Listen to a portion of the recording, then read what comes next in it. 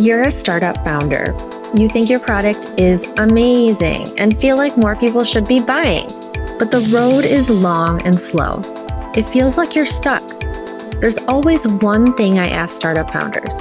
Have you talked to your customers? They almost always say, heck yes, we talk to our customers all the time. But what I find is they're either selling or trying to improve their product. These are not customer-focused conversations. If we can get curious about our customers, then we can uncover critical insights that will help us build to the next round.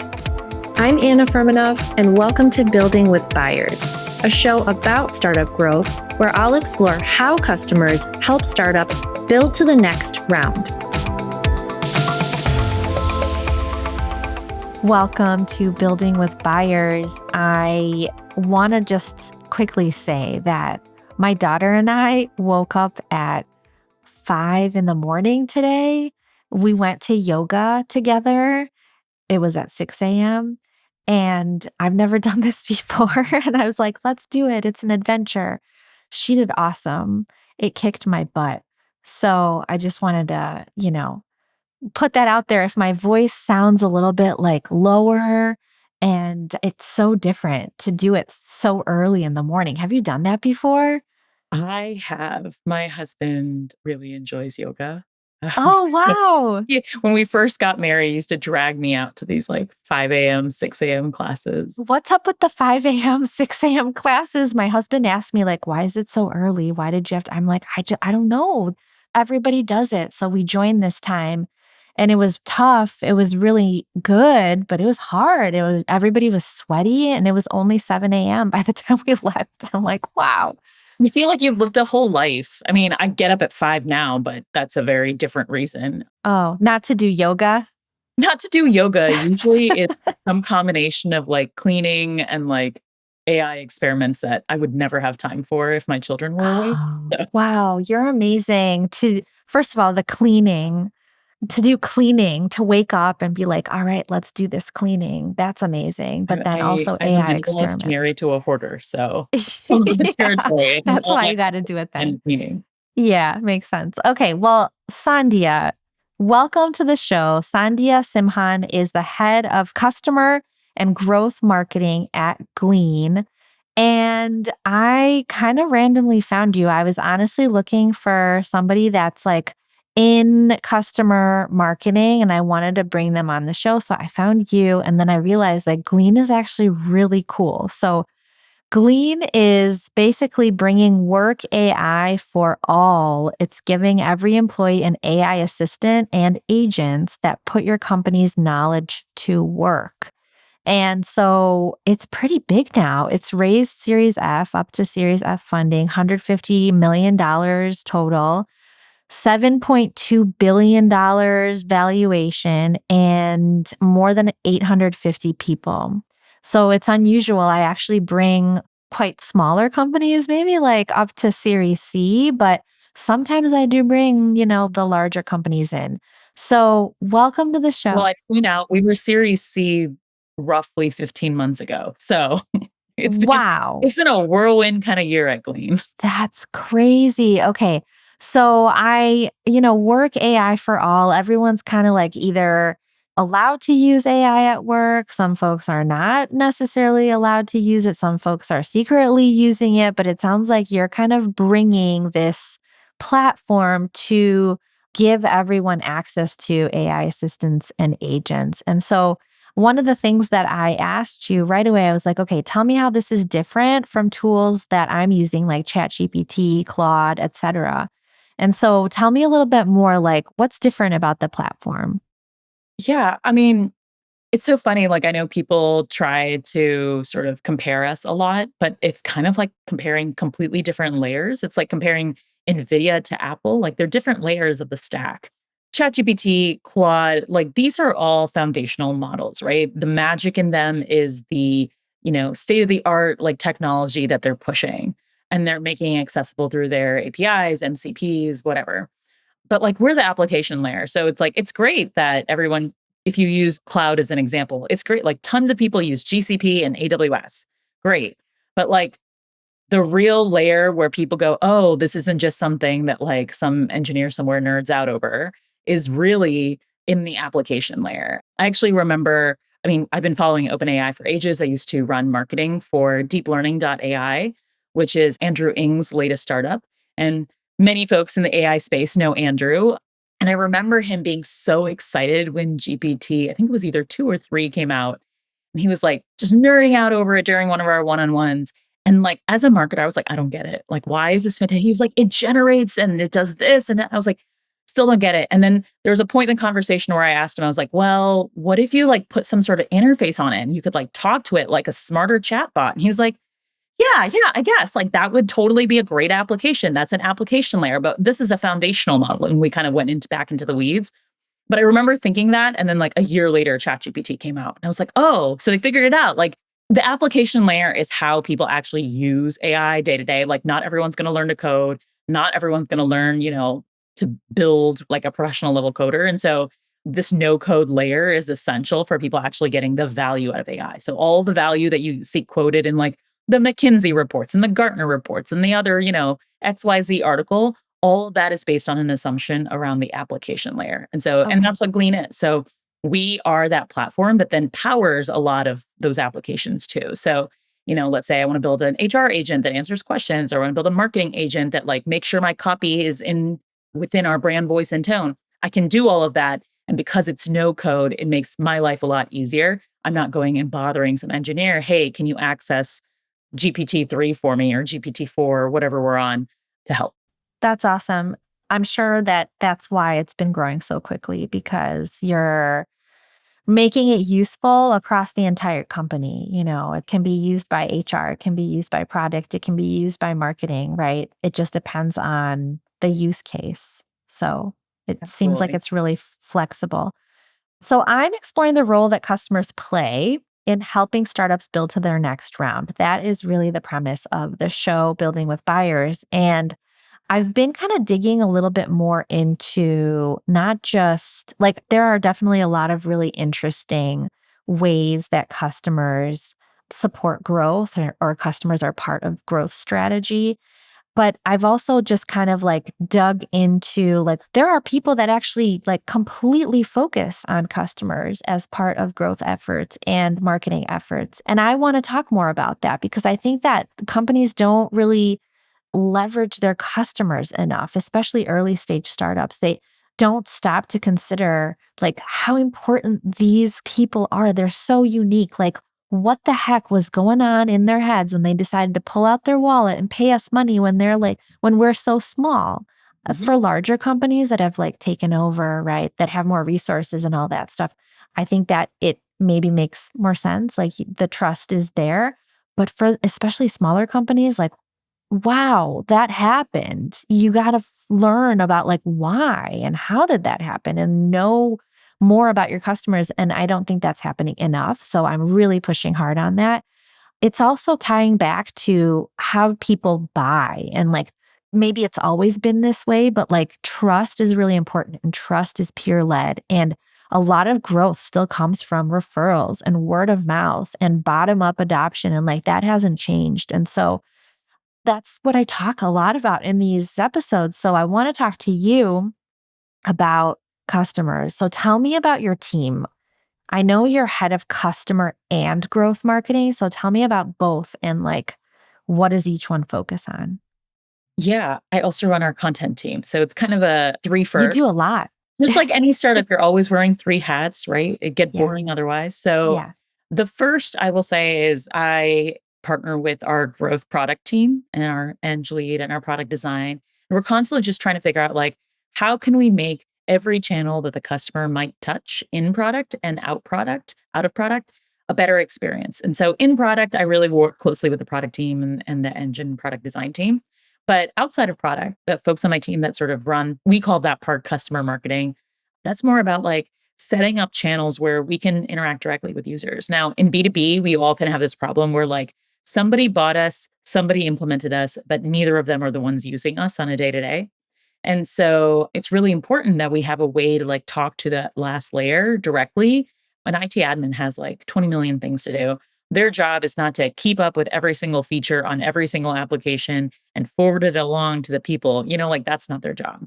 And so customer marketing at Glean is very much like here, how can we support you? How can we do self-serve training, enablement? How can we teach you about what's coming down the pipe? Let you sign up for betas, like give you access as an end user to things of like what's coming down the vision of Glean and how, you can then help shape what we build and what we prioritize building. So that's sort of the first two layers. They work very closely. And I always think of content as sort of they add the polish on everything. And so all this content, like I could make Loom videos or I could make like nice polished videos.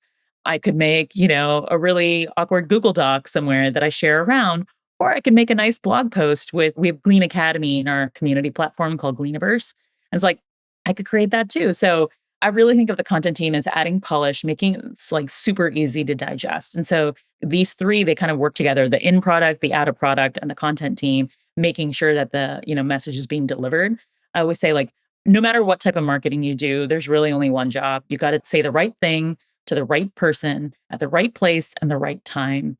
And here we sort of handle the like post-purchase experience where we're kind of looking everything like once you've signed a contract with us, how do you get on board? How do you actually see the ROI?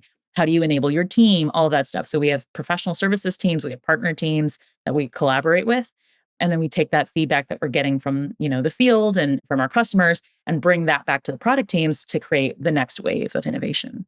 Yeah, that makes a lot of sense. And I mean, this happens in smaller companies too, because when I bring on these like earlier stage startups, the ones that are more successful are constantly talking to customers about the product and like the You have to be onboarding and like, customer obsessed. Like the yeah, best and cheapest marketing you can ever do is word of mouth. If your product yeah, is great and it's really easy to learn, and that's, the sort of instructional design or the enablement or whatever it is that you've done there, if you have both of those things, it's really hard to stop a product. But the hard part is that you're not just competing as an enterprise application, you're not just competing with, other tools, you're competing with like the work people have to do. Like, oh, I have to get this asset out. I have to get this code submitted. I have to do X, Y, I have to design X, Y, Z. And so tools that sort of really help speed up either the quality or the speed, tools that improve either the speed or quality of the work, the craft that you're doing, it's much easier to grow as a company. And I really attribute that to Glean. Like we're very much aligned with helping people get more done in a better way. And yeah, that's what's helped sort of contribute to our growth. totally, totally. What would you say are your goals? Like, what are you trying to get done this year? What's really important for your customer, especially for your customer marketing team? You can talk about growth marketing and content marketing, but yeah. I'll say we didn't really have a formalized team. Like we had some folks working on things, like it was kind of like little ad hoc projects and stuff. So this team really only kind of came together in April. Oh, And yeah, wow. we're really new. And then we spent the next 2 months prepping for our first user conference, which was a blowout success, but we spent 2 months doing it. So Yeah. really, I kind of say like I've only been in the role 3 weeks, but a lot of the conversations that I've been having about like what we want to do and what we want to achieve this year kind of go back to that. It's like we need a better way of like talking to our customers, ensuring that they understand what we want them to know, but also that we are giving them what they want to hear. And I think building that muscle, whether it's through more channels or platforms, whether it's like inserting ourselves like right where they're working in the product as opposed to something else, like a secondary channel, all that kind of stuff contributes. I also think that one of the things that we're in the process of doing, like Glean is probably the most customer obsessed company I've ever been part of. I And love to the to hear point that that. like well, it really is, like, I have yet to like, especially larger companies, and I come from a string of them. I come from Unilever and Intuit and Meta and Workday, and, like, you can go a couple months and never talk to a customer. You can go a couple years and never talk to a customer. But every single engineer, every single PM, every single marketer has spoken to a customer, and not just, like, as a random one-off, but as, like, a regular part of their cadence. And so there is no person who's like, "Oh, they have a better sense of what the customers want." Like, all of us do. We've all built Yeah. that muscle, like, Yeah. every single function, and I think that's so rare in a tech company, Agreed. And that which is is why sad, but, like this is like something that boggles my mind because marketers need to be the voice of the customer. Like that's always been the case. And Mhm. yet so many of them don't do that work. They don't do it. Like they themselves come up with stuff or the founder comes up with stuff and that Yeah, you informs can't live in a their silo like that. yeah, Arvin is, and like, famously customer obsessed. yeah. Like, whenever you pitch something to him, his first question will be like, "Can we do it on Glean?" And then if the answer is no, like, "No, Arvin, we can't build an entire new, like, MarTech stack on Glean." "Okay, fine. Have you talked to customers about this?" And if you haven't thought through both of those things, like whatever you're pitching is a non-starter. And so it forces everyone down, like staff down to just be like, hey, like, am I doing right by the customer? Am I building for them rather than building at them? Like, what is it that they actually want? What is it that I'm delivering? Yeah, And so I've really appreciated sort of being in that space. Like usually marketing has to carry that torch for everybody.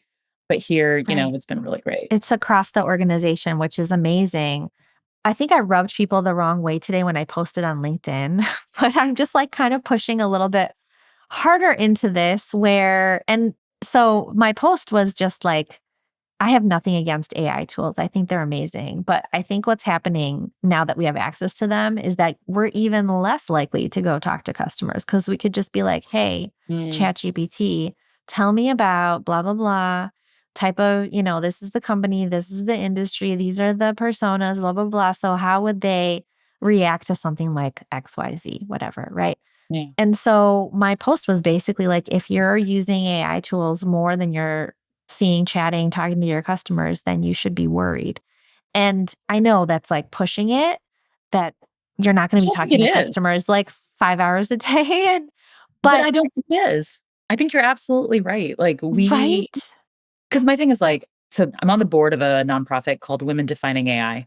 And so just an AI literacy nonprofit aimed at women and non-binary folks. Oh, cool. And one of the things that we like harp about, or at least I harp about, one of my many TED Talks in that group Yeah. is like AI makes you average, right? So you as an engineer, you might be terrible at writing, but all of a sudden you're now average at writing. You're not great, but you're average.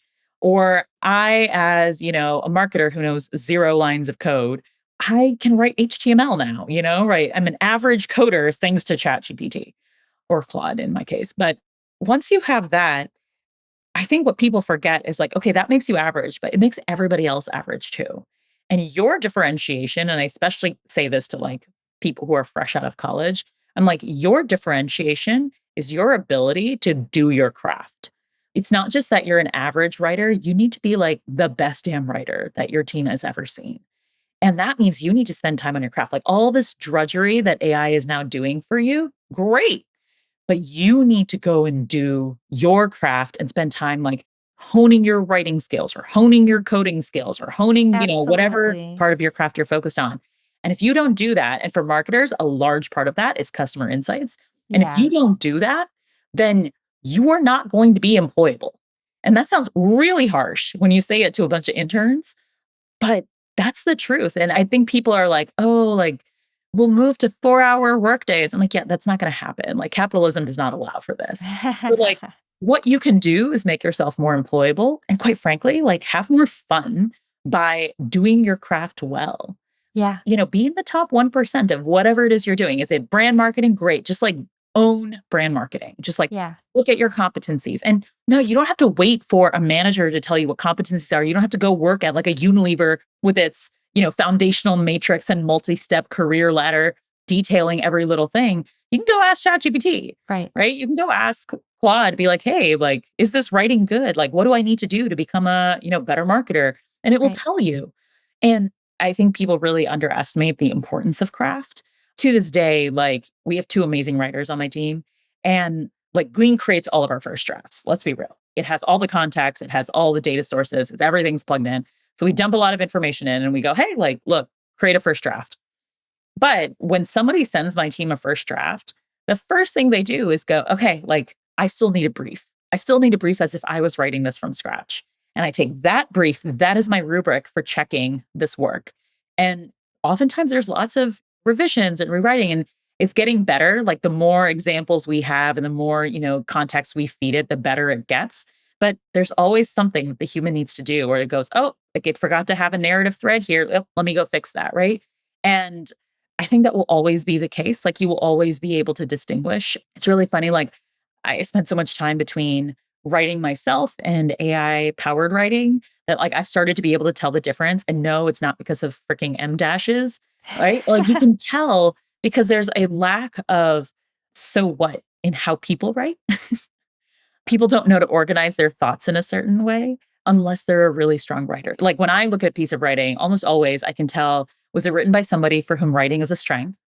Was it written by someone for who writing is a weakness? Or was it written by AI? And there's all these like little gives and tells that are hard to explain, but I think very quickly I'm not going to be the only person who like has this feeling. Like I'm sure there are thousands of people in this boat already and it will only increase. It's kind of like today how you can tell when a display ad is like wrong, right? Or like when you read something and it's fake news, like you can tell because you spend Yes. enough time Humans get around. better. We get more sensitive You get more to sensitive, you get more habituated to like it, right? Like that's how spam, the human right? brain Oh my works. gosh, this is spam, right?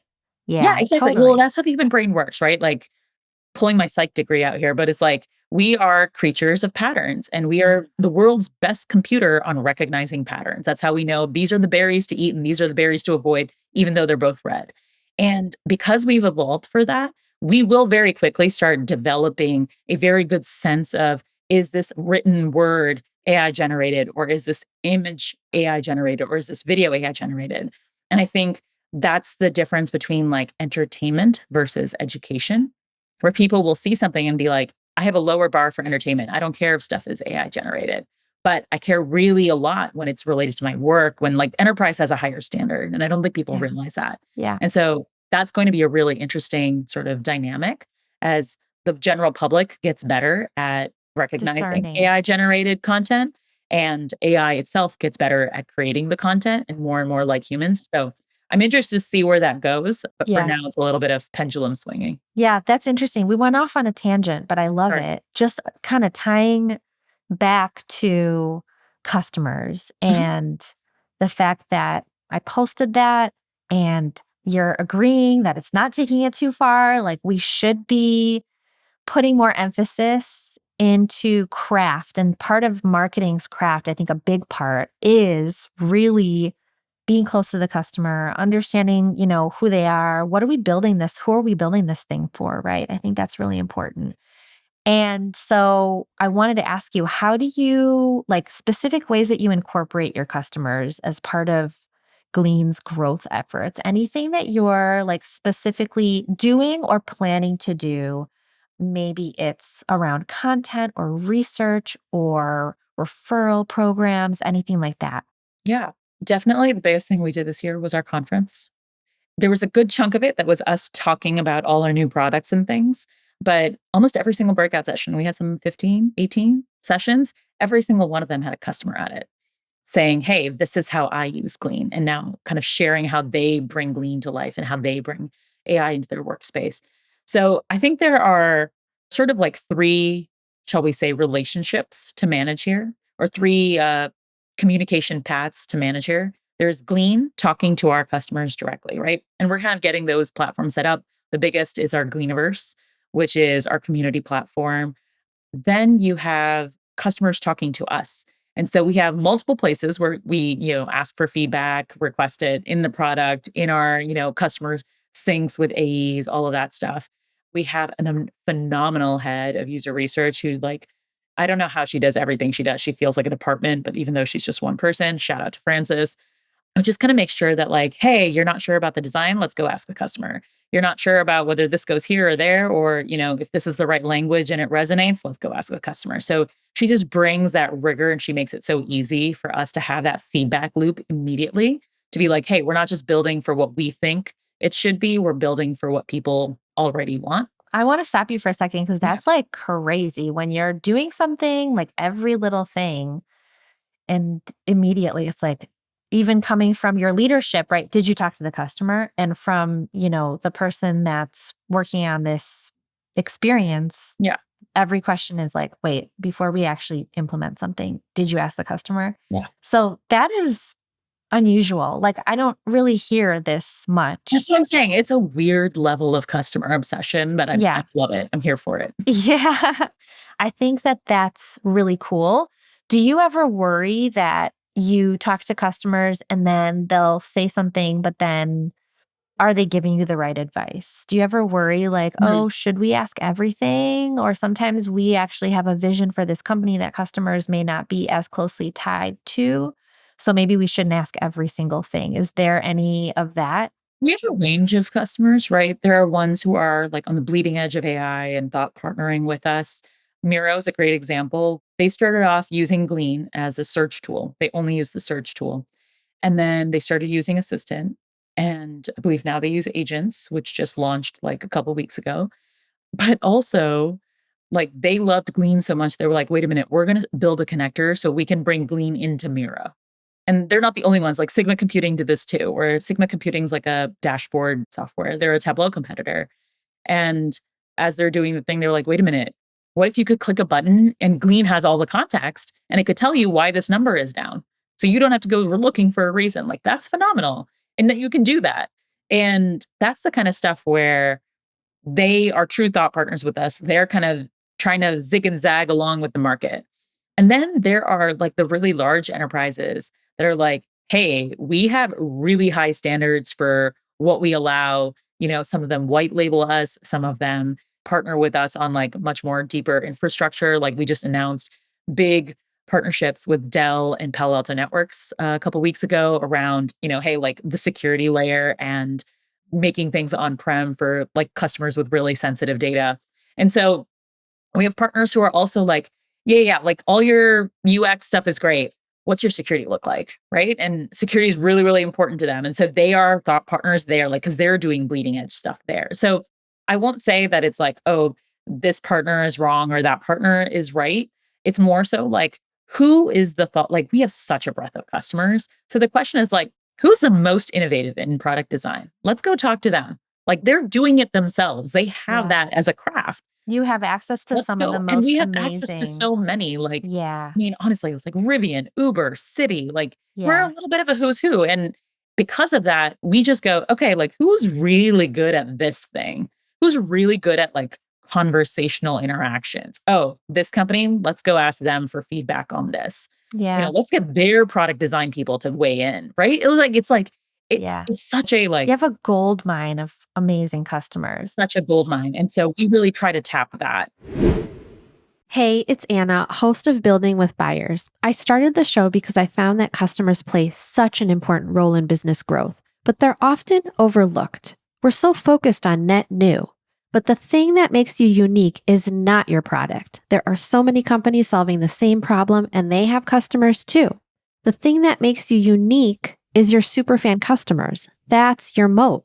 Most positioning and messaging is guesswork. I'm a customer insights and strategy advisor, and I help my clients by interviewing their customer superfans and translating those insights into clear and compelling positioning and messaging that specific people care about. So you get deeper engagement with customers and prospects, increased inbound to demos, better sales conversations, increased word of mouth, and closed deals.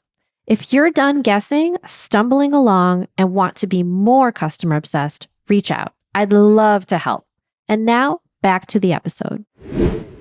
Even if you don't have a gold mine of amazing customers, it's still really awesome to be partnering closely with your customers that are going through this transformation that your tool is creating for them. For whatever reason, they chose you and they're getting really cool value, and it's still like makes And I will sense. say, like, it's like, oh, you're making product design changes. You don't have to get Miro as a customer in order to be able to like find a partner who is really thoughtful about product design and ask them for feedback. Right. And so I think that's part of it.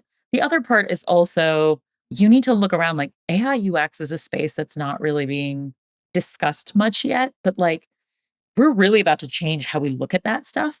And like I always say, like my example is like in the 90s, somebody figured out that 3 lines meant a hamburger, which meant a menu. And then all of a sudden that became universal. And that was UX for the mobile era because you couldn't just have like a huge nav bar with 25 things on it like you could on desktop. But like because the technology changed, the UX changed to adapt to it. Because AI has come around, like the UX will change to adapt to it. We're still in the middle of that. We're in the very, very early days of that. We don't know what that will look like. And so I think it doesn't make sense for you to say, like, oh, I'm only going to go to one or two people. Like, yes, we go to Miro when we want product design, thoughts, but like we'll go to City as well, right? We want to go to a range of customers to be able to say, hey, like, we'd love your feedback on how we do things. That's that. And then I will say the last bit is a very like two-way street, but really the third street. And again, like the most effective marketing is word of mouth, and that's customers talking to customers. And so that's kind of why we launched our own community platform was like we were getting a lot of customers who were like, hey, I'm building, this actually started with our agents beta where we had a customer in the beta who was like, hey, this is great, but like I'm one of like five people at my company who is really actively building agents all day. And I'm the only salesperson doing so. Are there salespeople at other companies that I can talk to and just kind of like hash out, like, oh, how do you build on this? And I was like, yes, we can connect you. And so rather than us trying to make those like little matchmaker connections of like, here's a company and here's a company and here's a someone in a function and here's someone in a similar function, we are kind of allowing that in our Gleaniverse. So it's like, hey, like come and ask a question, come ask how Glean works, come ask, how are you thinking about your AI maturity model? Come ask questions about like, how do I just get this damn thing to like do this instead of this? Like all those questions kind of come into one space now. And because they do, people kind of go, oh, I didn't even realize you could do that. Let me build off of you, right? And let me rip. Is that just customers with customers? It's customers with customers. Glean's in there to kind of like help provide assets like, oh, hey, we have a blog post about this, or hey, we have some documentation I can send you. But for the most part, it's customers helping customers. And honestly, there are things in there that we've seen that have now turned into feature requests. We're like, oh, like we should absolutely have that. Wait, let me go tell product and like reprioritize some stuff we're doing. Yeah, that's So really cool. I think that's as a brand, as a company, like that's a special kind of magic watching them interact because it gets back again to like as B2B software, our job is to make people do their craft better in quality and faster. And when you're seeing people do work, that is the best time. At Intuit, we used to call it follow me's, where you had to literally follow an accountant, like accounting software, right? I worked on QuickBooks. It was like you would go to their place of work. You couldn't do this online. You would go to their place of work. They would sit down at their desk, and you had to sit down in the like a seat or chair behind them and just watch them do their job. And it was really weird the first time you do it. And you're like, I'm like creepily on you. But they force you to do that. They're like, I want you to see what's on their screen. What are they doing offline? Like that we should be bringing online. Like it was such a depth of it. And I think it's that same sort of like customer obsession here. It's like we ask people routinely, like, can you just record your screen and send it to us? Like, don't try to explain it. Explain it, like, tell us what you're trying to do and then record your screen. And we will watch everything you do. We'll see when you accidentally go someplace and assume that there's something, but there isn't. And so then you're struggling to find it. Like that tells us, oh, we should probably put something there, right? Like that addresses it. So like all these little things. The next level of customer obsession would be going to your customers to the We do that office too. and sitting behind them. We do that too. Oh, In you a nice do? non-stalkery way. Non-stalkery. Okay. No, it's pretty cool. Love that. Yeah, I think my fifth week here, I got to go to Pure Storage and basically like was teaching Pure Storage employees like, hey, this is how Glean works and here's how you do it. It was like my third day. That's so And cool. most of what I learned about our mobile app comes from that week Yeah. because I was pulling it out and asking it questions on how to do stuff all the time. I was like, oh, Yeah. I'm super comfortable with this now. That's so cool. When you were talking about this community and Mhm. it's just customers in there, how does that tie back to spreading word of mouth outside of customers, helping each other? Because that's awesome. Like it's super useful. You make the customers end up being happier because they're getting helped and they're unlocking value that they might not have otherwise been able to unlock. But what about spreading that out to folks that are not customers? Yeah. Well, we do host a lot of webinars and events and things. We have a lot of field events where we are targeting people who've, expressed some kind of interest and are just kind of curious about Glean. Do customers come into that conversation? Do you ever pull customers Almost into any? always with Oh, our okay. events, like it's not just us. We Okay. always try to bring a customer along. Okay.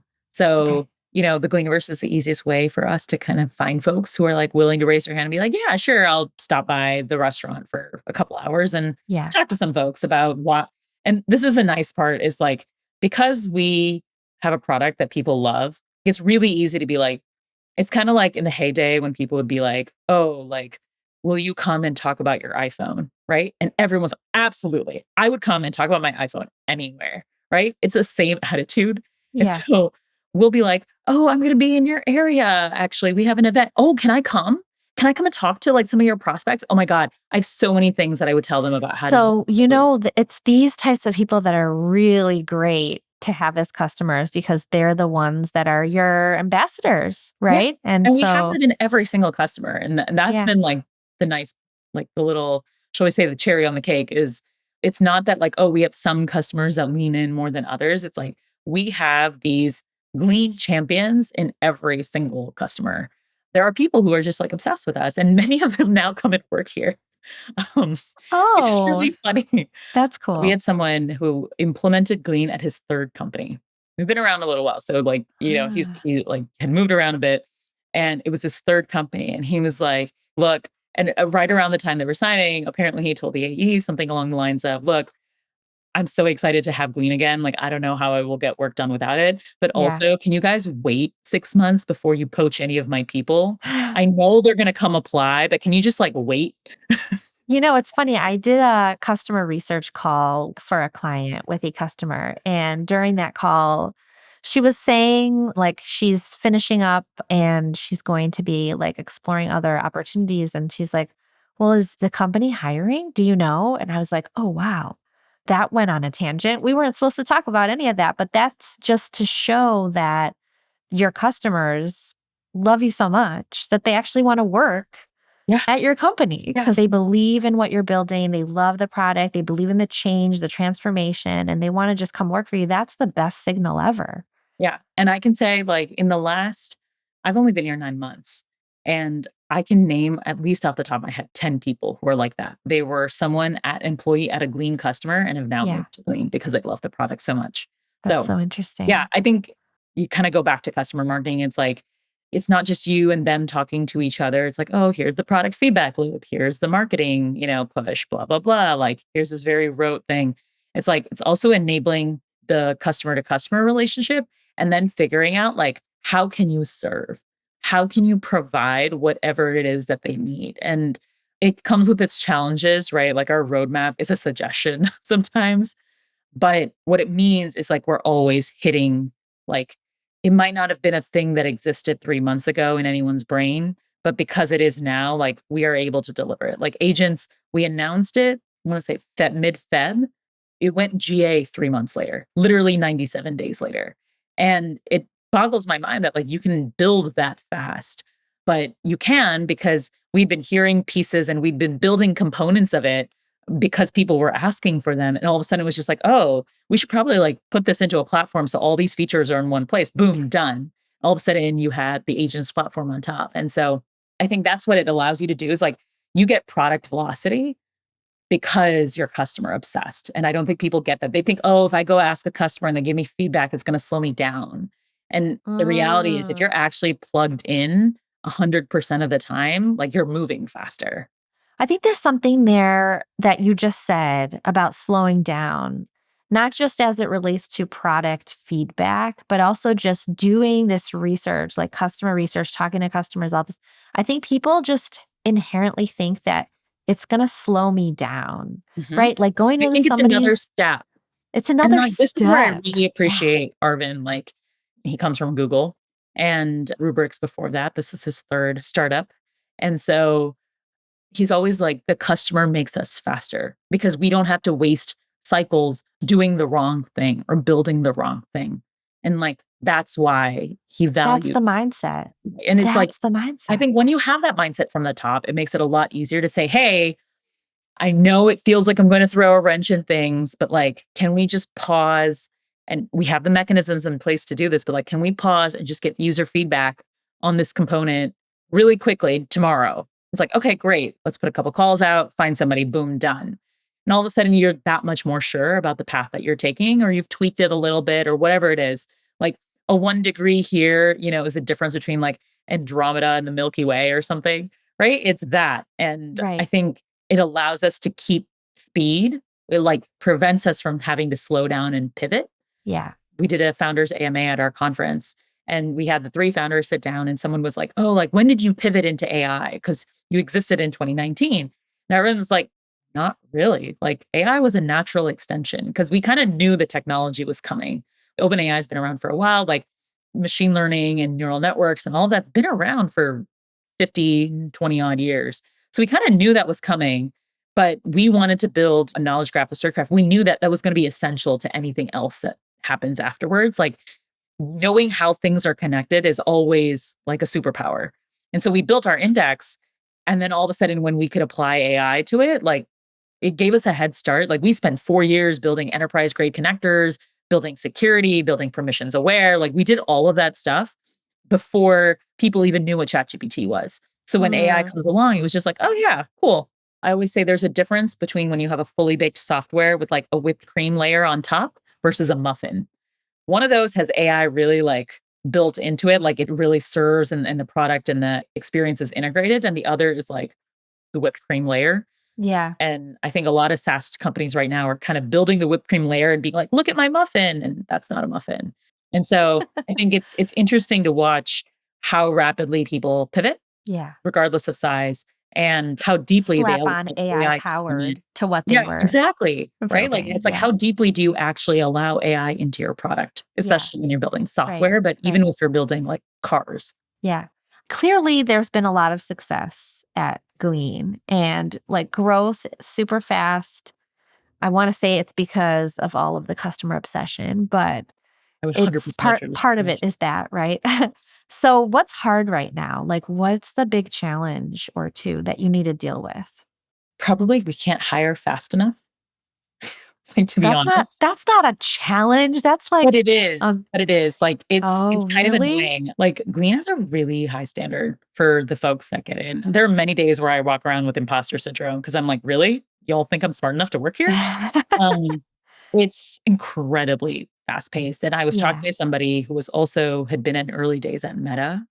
Our former head of sales, AJ, was the first Facebook salesperson, and he was like, "This is what that was like." He's like, "You walk around and every single person here is top of their game." Yeah. And so, if you wanna maintain that standard, if you wanna maintain the product velocity you have to maintain that standard of talent.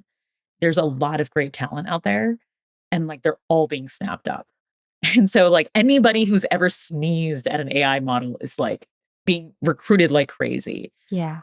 And so I just think it's a clear sign of like, hey, like we have roles that have been open for a while and we're willing to keep them open until we find the right person. And I Well, it's think being willing to do that yeah. is really hard. It takes a lot of support from your exec team, but we're really willing to do that. And I think that has been really good. Like we heavily weight referrals. I've yet to meet somebody at the company who like doesn't know anybody else at the company when they join. How big is your team right now? My team, my little group is 5 people. 5 people. Yeah. Wow. I mean, I joined into an IC role and they were like, Yeah. "Just kidding, we're gonna give you people." Yeah. So, it's interesting change. Yeah. But yeah, I would say like there's a lot of roles where we're like that PM role's been open for a while, Well, if but we're not someone's willing to lower listening, standards for it. We're willing to wait for the right person. So if somebody is listening to this episode and they're curious to So see what roles I are will say open. this, I get a lot of people pinging me about like, "Oh, could you refer me to Glean?" And I actually have got to the point where I had to write a Medium post about it.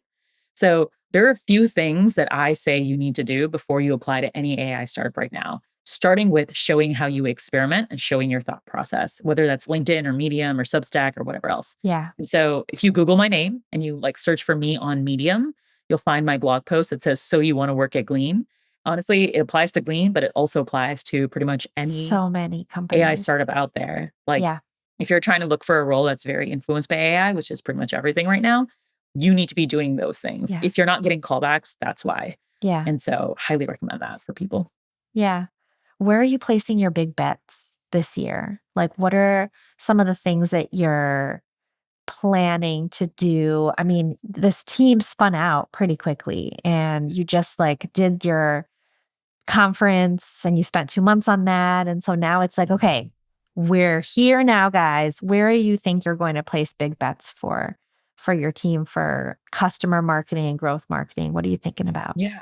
Well, as of this recording, we just raised our Series F like 3 days ago, which is pretty exciting. Fresh off the press. Fresh off the press.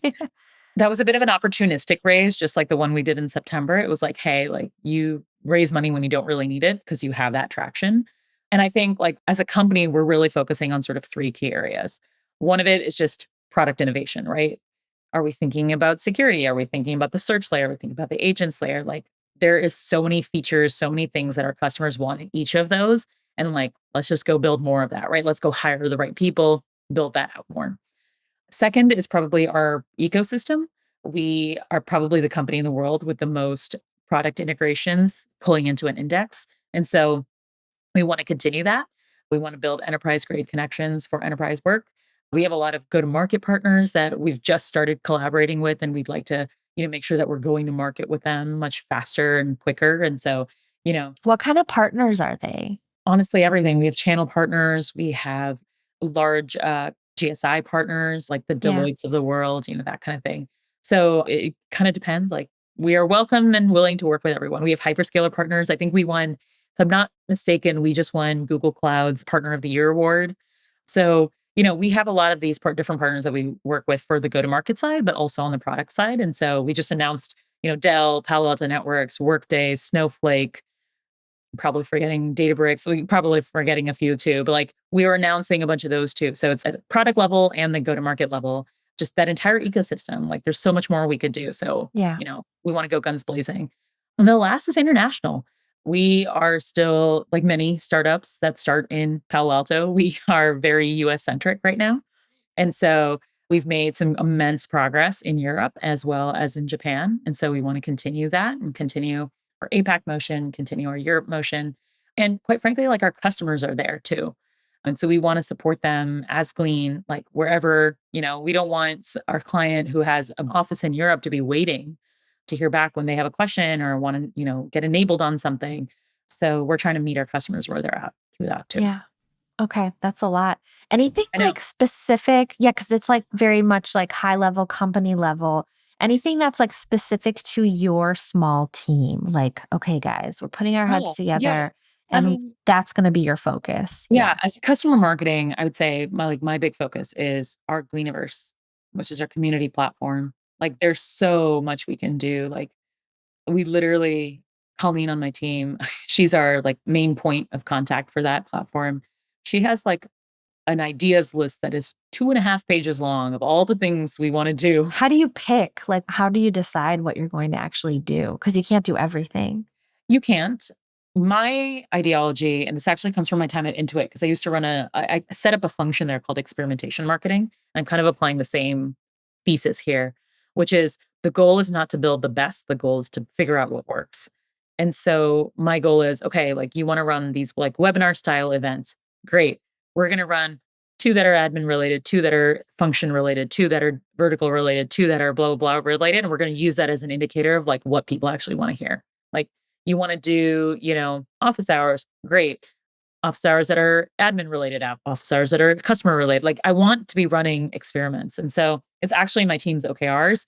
What is the experiment that you are running this month? Every single person has to run one experiment a month on top of, whatever else that they are required to do as part of their Yep. job. And Yep. I think it brings up hey, look, I don't have to make everything. There is no space for waterfall, even though that's really tempting.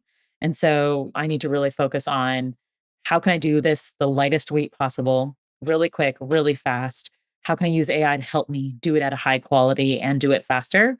And then bring it to market and go, oh, okay, no, people didn't really show up for that talk. Let's not do that topic again. Let's kind of Yeah. switch. And Yeah. so I think that that is a interesting kind of approach. I haven't seen too many people take that approach.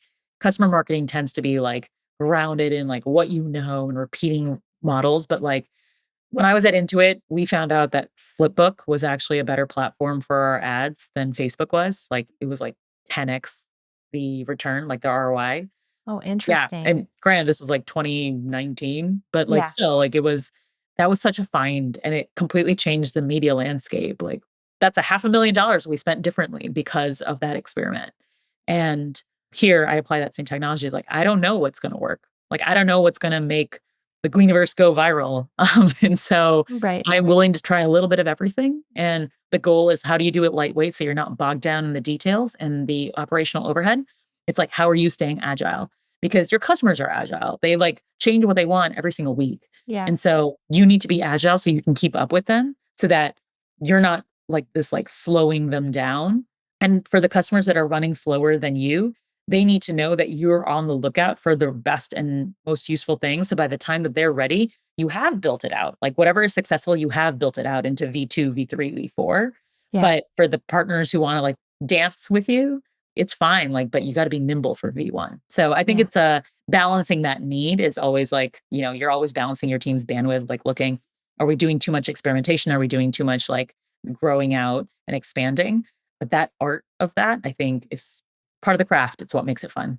I know I'm like digging into this, but when you're thinking about experimentation, that makes sense. When you're thinking about the core of what you guys are doing, did you get those ideas from research that you conducted? Like, did you find out like, okay, we should really hold some events around these topics because this is Yeah, I mean, we've what, gotten ideas from places, but yeah, like at the core of it, it's like we're a B2B company. The two hardest things are getting somebody to use a new tool and like onboard, and then getting somebody to stay using the new tool, right? B2B enterprise hasn't changed. Those components of enterprise software haven't changed since, the 80s, the dawn of time. since the dawn of time. So what I would say is, when you have that as like, when you acknowledge that, you're not just experimenting with everything. You're experimenting to move certain metrics. Yeah. You're like, hey, is my DAO going up? And this is where it's like, that's why customer and growth and content are all kind of connected, and they're all under one person now, is because like customer can't be like, we're going to send an email and, it's going to have our monthly update newsletter and it's going to be great. It's like, well, how are you tracking it? Yeah. And are you bringing that same context and information into the product? And whatever you're bringing in, like, is it actually the best polished version, or is it like a loom that somebody recorded, right? Like up leveling all of that. So it's not just about like experimentation. It's also like, hey, like, what is the needle I'm trying to move? And are you really thinking about like, are you measuring every experiment against the same needle? It's great if I get a bunch of people in Gleaniverse, but if it doesn't improve in product adoption because I'm not serving up the right content, Then there's no point. there's no point. Yeah. And so I'm having that North Star metric for a team is, I think, so critical to figuring Yeah. out like, is this experiment working or not? Yeah. It's I like think a how lot of times marketing, people like vanity metrics, right? It's not just right. oh, we got so many likes, but it's like, how many clicks did you get? Yeah. Right. And I encourage people who are in this space, like, if you're struggling on like what to do, like you need to make a list, you need to figure out what your North Star metric is, and you need to make experiments that you think will actually move that needle. And if you do an experiment and it doesn't move the needle, it doesn't matter how cost efficient it was. It doesn't matter what other metrics it moved. It didn't move your North Star. You need to let go of it. Yeah. That's And the hardest especially in thing, the by the startup phase, way. you don't have bandwidth to do other things. So Yeah. you need to be like, the rigor of that data needs to be Right. consistent. Thank you. Sandhya, you have been great. We talked for like double the amount of time that I had thought that we would talk. And so, because there's just like a lot to explore, you guys have a lot going on. It's a really cool platform. It's growing so fast. You're in charge of a lot of different aspects for the team that you have that you're leading. So, thank you for joining me. If anybody wants to find Sandhya, she is on LinkedIn, and I'll include the link, Sandhya Simhan. Mhm. And if you would like to check out Glean, go to glean.com, Glean. And Sandhya, thank you. I appreciate you. And especially on a day when I woke up at 5 a.m, did some yoga. Hopefully I Bet woke your you up a husband would little. appreciate that. What'd you say? It's like, hopefully I woke you up a little. No, you did. Yeah, this was awesome. Thank you so much for joining me, and good luck with everything. Thank you. Thanks for listening to this episode of Building with Buyers. New episodes drop weekly, so make sure you're following wherever you get your podcasts. You can find me on LinkedIn, Anna Furmanov. Visit my website to learn more about how to turn customer insights into positioning and messaging your buyers will understand. affirmativemarketing.com. And don't forget to leave a review if you're loving the show.